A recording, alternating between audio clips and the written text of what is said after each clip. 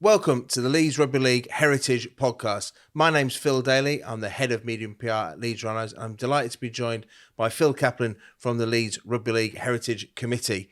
Each episode, we'll take a step back in time and look into our rich heritage of Leeds Rugby League, dating back to the foundations of the club back in 1890 and the birth of Headingley Stadium. And what better place to start than the birth of Headingley Stadium? Phil, basis for this book, basis for this podcast is a great book that yourself at Scratching Shed have put together with John Beckett, talking about a new twist on an old tale. Give us a bit of a brief summary of what's new that we know about the birth of Headingley Stadium. Well, I think the interesting thing is looking back at how this stadium came to be into being and what almost was here before Headingley. And the first unusual aspect is that it was built out in the suburbs. So most of the sports grounds that were being built at the time, as mass participation was increasing, were right in the centre of where those spectators were. So if you look, for example, down the road in South Leeds at Hunslet, Parkside was right in the middle of where that industrial workforce was. The decision was made to build, at the time, the greatest sporting complex in the country out in the suburbs of Headingley, which actually was the back garden of a lot of the people that invested in the club. But that was a great leap of faith. But we all thought that the history of the ground became when the Cardigan estate decided that they needed to sell off some land. You'll find out in the book why they needed to and what was going on in the family at the time. And although they were based in Northamptonshire, they had pockets of land in Yorkshire. So they decided the first things they were going to sell off were those, if you like, outlying areas. And Headingley and the areas surrounding it was one of them. So an auction was held in 1888. It's still believed by a lot of people that Lot 17 and the accompanying Lot 17A became the ground. The basis of this book is the fact that, yes, there was an auction, but those lots weren't bought by the Leeds CFNA at the time. It didn't actually exist at the time of the auction, and that there was some private dealings done that saw those lots withdrawn from the auction. One of the reasons being you couldn't have a cricket and a rugby ground in that area as it was designated. St Michael's Lane fell in the way of that. And how that comes about and the deeds that were registered and when tells you the story of the fact that it's a little bit more complicated than that and actually more interesting. Yeah, and you can imagine those great figures within the city of Leeds at that time thinking, sports taking off, association football, rugby union at that stage was becoming cricket was obviously becoming more codified and the counties were really emerging. We already had touring sides coming about for cricket and things like that. So you mentioned that leap of faith, a leap of investment, a huge amount of money at that time was needed. We talked about the lot being withdrawn from the auction, but the Cardigan estate wanted cash. So it needed it. I think the other thing is, the other element in all of that is civic pride. So what was tending to happen in the north of England at the time was, as we got more industrialised, these cities wanted to compete against each other. They wanted to prove that they were worthy of the best team. There were industrialists that wanted to be benevolent to the fact that they wanted to be seen to be putting something back into the city, and sport was a great way to do it. So I think that element of civic pride was really important. Leeds got civic status, not that long after Headingley became a venue, and it's all part of it. Roundhay Park gets given back to the people of Leeds. You've now got a sporting venue that rivals anything that's in Sheffield or Bradford that's got multi-sport connected to it. There's nothing really in London that's equivalent, and it's all a little bit about the elves of the city wanting to beat their chests enough to say, we're the primary, Leeds wasn't a city at the time, we're the primary town in the region and we need this significant sporting venue to prove that. You add that to things like Cuthbert Broderick had designed the town hall, which at the time was held to be one of the best in the country. All of those things that were going on in the town fed into the luminaries that wanted to form the Leeds CFNA to build a complex that was worthy of Leeds' growing preeminence as a place that people wanted to live, work and enjoy their leisure. And let's look at one of those individuals. People will have heard the name Lord Hawke. He's very well known, of course. It's significantly with Yorkshire County Cricket Club, and perhaps Charles Tetley, part of the Tetley's family that, of course, made that fine brew in this city for many, many years. But one man who perhaps the passage of time has forgotten, who was central to this, was a character called George Bray. Do you want to tell us a bit about George? Yeah, I think Lord Hawke was a figurehead. Obviously, the new company's founded. It needs to have credibility. Lord Hawke is known in sporting circles and obviously the House of Lords. That's really important. But he's a figurehead. He did put some money into it. He bought some shares. But the story behind the birth of Headingley Stadium is the fact that when these lots were withdrawn, they were actually negotiated privately to still be under the auspices of this group of people that wanted to form this fantastic sporting venue. And George Bray was the man who provided the bulk of the money to ensure that the Cardigan estate were happy with the development that was going to take place, where this road was going to be resited to get a rugby and a cricket ground. That was going to take time. And Bray bought that time with his investment. And his wealth came from electricity. He was the one that invented what became known colloquially as the penny lamp. So he allowed predominantly the working class to have light, which then afterwards led to heat for their houses and the streets. And all of a sudden, life changed. It's always been a hard existence, but it's even harder when it's only in the dark. So you got knocked up in the early morning. There were no such things as alarm clocks. You went to bed when it got dark. If you were doing a manufacturing job, you virtually spent all of your life in the dark. You went to work in the dark.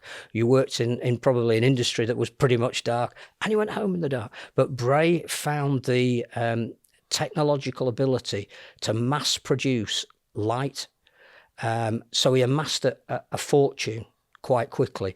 But again, he's another of these benevolent industrialists that immediately wants to put it back. So it's actually his wealth, his perspicacity and his drive within that group of 7 original directors to make sure that this was the ground that they wanted and this was where they wanted to be sited. And whilst it's known as the Leeds Cricket Football and Athletic Club, but it also had anything up to 8 sports. It was a community facility in the days before we even knew what that meant. But because he'd invented this light for the community, he extended it into his benevolence of sport. Yeah, I mean, I remember when I first started working here, we used to have the marquee on the bowling green. Now, it never looked like a bowling green in that time. That was late 90s, early 2000s. But, of course, there was a bowling green. There was tennis courts, which we now know as Car Park F, is where the tennis courts were down there. We had a cycling track and a running track around the cricket field. Obviously, cricket. Association football was played here. The Amateur FA Cup final was played here between Middlesbrough and Old Carthusians. It was a real hub of sporting identity. I think it's massive as well that the Calcutta Cup came here, because obviously we talk about the split in 1895, but the first 5 years of Headingley, it was rugby union. And to get an international within 3 years of opening, that's massive. That tells you how big this facility was. In fact, there was due to be a second international in 1896, but Leeds had broken away, so they took it down the road to Meanwood, to the West Riding Club. They still got 20,000 people there, but it just shows you that Leeds was becoming a real sporting venue. And the reason for that, and actually even if you extrapolate that to the modern day, why does the Leeds Blazer badge wear heavily? It's partly because of the facility that was sat in and what it meant at the time it was built, what it was supposed to be in terms of its position in the town that became the city, and the fact that we did have the first Challenge Cup final here, we did have the first recognised international here. Headingley's history and to go back to the title of the book, the birth of this ground, is actually far more important than we give it credit for. I mean, you mentioned that Calcutta Cup game here. I'm not sure how many people actually know that was played here. People see Twickenham, they see Murrayfield, but in those early stages of that, the eighth Calcutta Cup was played here, and it was England's home game. Probably a bit easier for the Scottish lads to get down for that game, and invariably that the Scots actually won that game. But it's in terms of presence there, And even after the split, you mentioned there that international didn't come in, but with the All Blacks, when they toured, Yep. came and played at Headingley, they were able to overlook the split in the game because Absolutely. they needed the gate receipts to pay for their tour. So money trumped all for the amateur game. Yeah, they played Yorkshire up here in a massive game. The week before, actually, they lost to Wales in the only game that they lost on tour. So we must have given them some fantastic hospitality while we were here. And I think the other thing about it being sited in Headingley that we probably should mention, because it is important, is the onus was then on the fans to make their way to the ground, not the ground being where they were, but it never stopped them. You know, you read contemporary newspaper reports of big games at Headingley and the swathe of people that used to walk up to the ground. Clearly there were 2 or 3 tram stops around the ground. There was a railway station. I think there was 2 originally, not far from the ground. But the onus was on the fans to want to be here, and they did. And I think we can't appreciate how huge a facility this was and what it meant to the city without thinking about that, because we take that for granted now, don't we? We get in the car, you know, we come up in our leisure, and it's here and it's always been here. But when it was built in 1890, the vision of the people that built it and the decision to site it here immediately marked Leeds out as a different club. To their detractors, it was the wealthy club, and obviously that was something that was always levelled at them. But I do think, to have a venue where the Calcutta Cup would come, where association football's big final. We're talking about, again, before the game, became as it is today. That cup final that came, huge. Different sports coming to Headingley, fans coming and watching in huge numbers. The players loving playing at this venue because whatever state of the art meant in 1890, this was it. The dressing rooms that they would have had, and the bars they could go into afterwards, the pavilion, of which we've still got one original wall left. The fact that I think we've always prized this history, but perhaps haven't shouted about it enough. The fact that we now reevaluate slightly exactly how it came about. It's a fascinating but inherent story to the DNA of this club. And you mentioned there about foresight and good thinking, and even coming up in the car. Had it not been for the foresight to think, well, we need a bit more land to the side, the original St Michael's Lane, which many of you will have travelled down, walked down for a game day, that went straight through the middle of the rugby pitch. Yes. Originally. Yes. And that's why the extra plot of land had to be bought to reroute the road across, which now gives us the South Stand. We wouldn't have a South Stand if it wasn't for that thought. No. We certainly wouldn't have a South Stand car park or the car park F as it is now. Well, that was all around there. Yeah, really. It was all the wood that all needed to be cleared. The road moved back a little bit. The other clever thing that was negotiated at the time was pockets of land around the side were sold off to local builders, which helped finance the stands being built.